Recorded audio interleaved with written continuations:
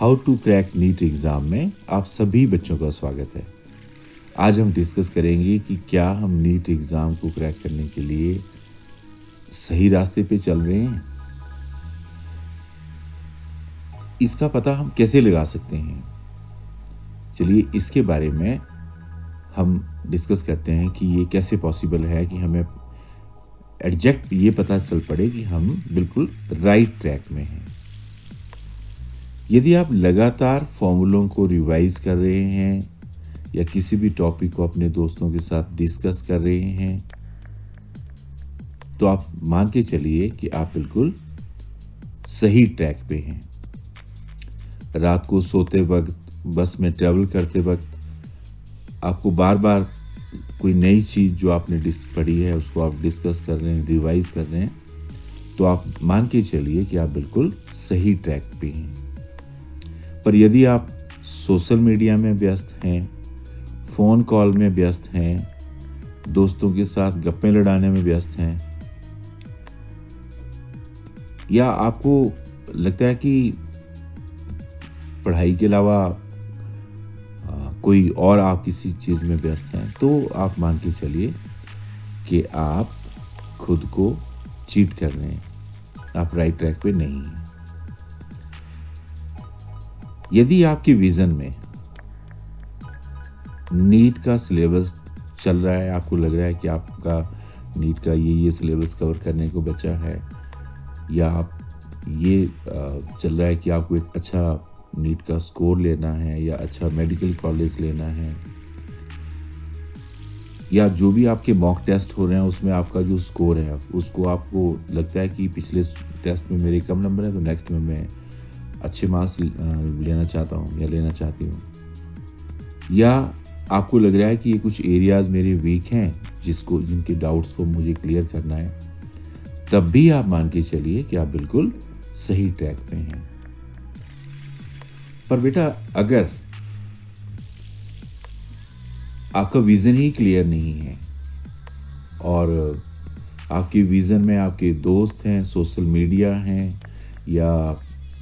Fun entertainment हैं, movies हैं, functions हैं, पार्टीज़ हैं, तो भी आप मान के ये चलिए कि पॉसिबल नहीं है,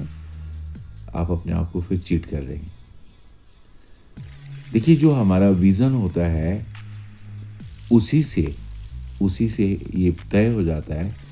कि हम किस रास्ते पे चल रहे हैं। और अगर आपका विज़न क्लियर है, फोकस्ड है, तो डेफिनेटली आपको रिजल्ट मिलेगा। और अगर आपका विज़न क्लियर नहीं है और आप अनफोकस्ड हैं, तो फिर पॉसिबल नहीं है। अब एक और चीज़ पे डिस्कस करते हैं कि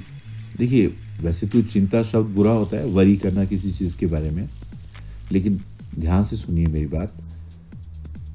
अगर आप वरी हैं अपने सिलेबस के बारे में कि वो कवर नहीं हुआ है,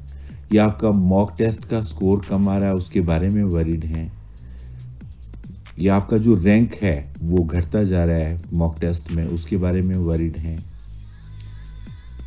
तो वो एक इंडिकेशन है आपके इंटरनल से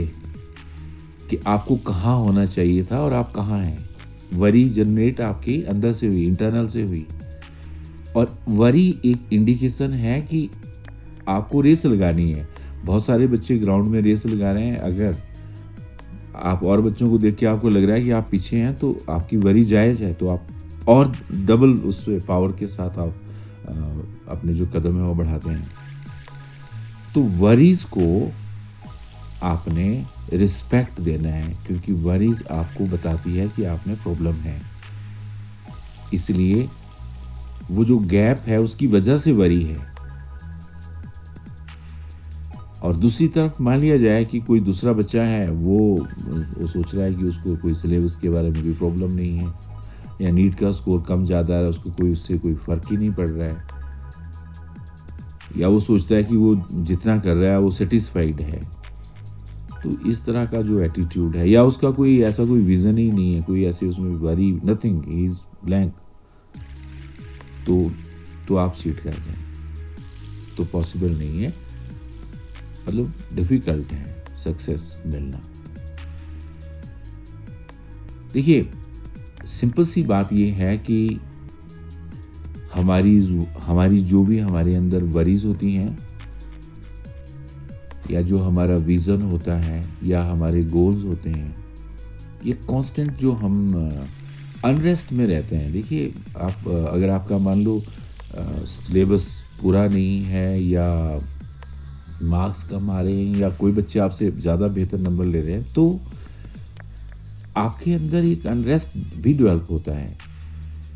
ये सारी चीज़ें अगर आपके अंदर हैं, यानी आपका विज़न क्लियर है, गोल क्लियर हैं, आपके अंदर वरी जनरेट हो रही हैं, कॉन्स्टेंटली आप अनरेस्ट में हैं, तो फिर भी आप मान के चलिए कि बिल्कुल आप डायरेक्शन में जा रहे हैं, और आपको अल्टीमेट सक्सेस मिलेगी ही मिलेगी, उसमें कोई दो राय नहीं है।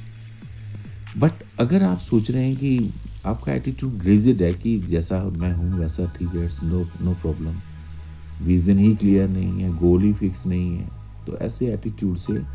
आप कहीं भी नहीं पहुंचेंगे, ये आप मान के चलिए।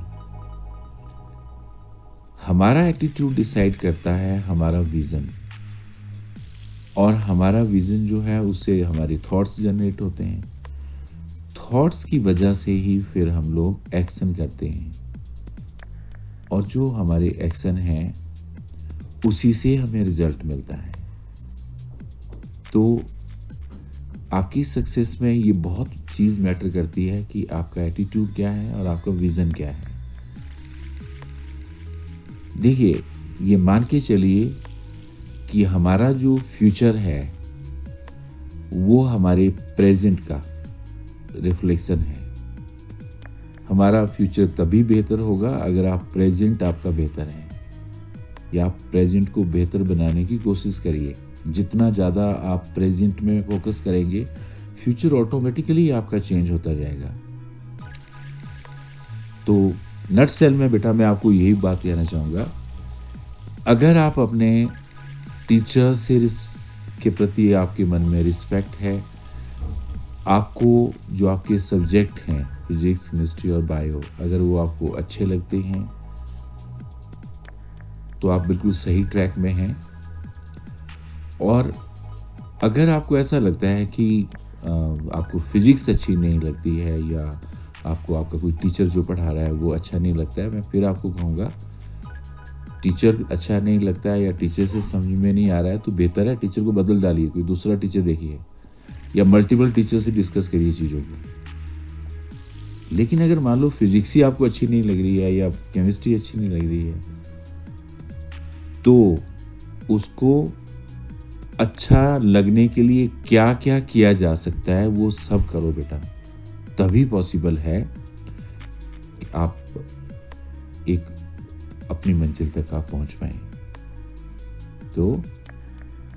अगर आपको ये मेरा वीडियो अच्छा लगा तो इसको आप और बच्चों के साथ भी शेयर करो बेटा, और हो सके तो इसको लाइक भी करो। Thank you.